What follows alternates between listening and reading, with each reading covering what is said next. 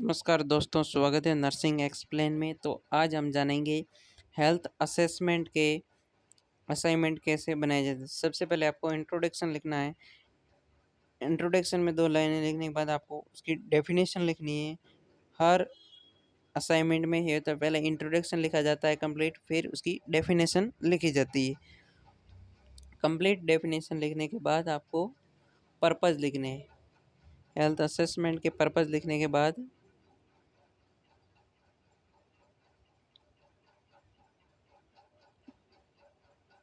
Purpose लिखने के बाद आपको factor affecting of health assessment लिख देना है।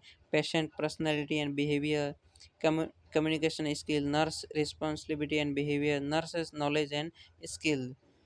फिर आता है principle of health assessment, accuracy, timely, confidently, ये लिख देना है आपको प्रिंसिपल में। फिर डॉक्यूमेंटेशन, फिर प्रोसेस ऑफ हेल्थ असेसमेंट के कैसे किया जाता है उसका पूरा कंप्लीट प्रोसेस लिख देना है। फिर हिस्ट्री, ये प्रोसेस में आता है हिस्ट्री कलेक्शन।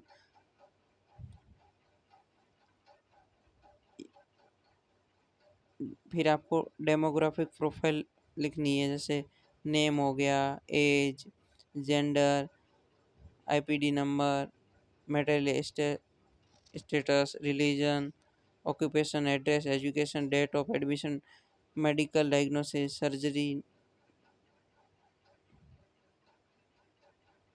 फिर आपको चीफ कंप्लेन लिखनी है।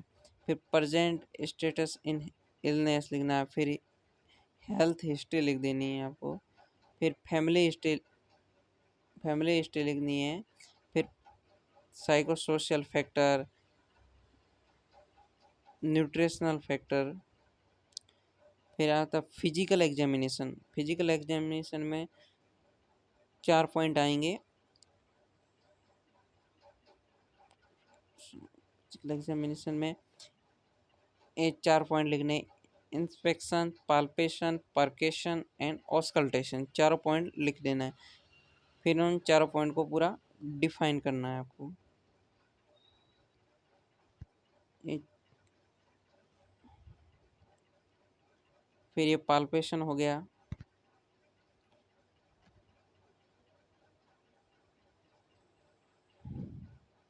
फिर ये परकेशन हो गया आपका। फिर मेथड ऑफ परकेशन, डायरेक्ट परकेशन, इनडायरेक्ट परकेशन। फिर लास्ट में ऑस्कल्टेशन लिख देना। फिर आपकी आती है लास्ट में बिब्लियोग्राफी। बिब्लियोग्राफी में लिख देना, मैंने ये 2 बुक से लिखा था, तो ये 2 बुक की रेफरेंस से आप ये बिब्लियोग्राफी एज इट इज़ लिख सकते हो। Thank you for watching.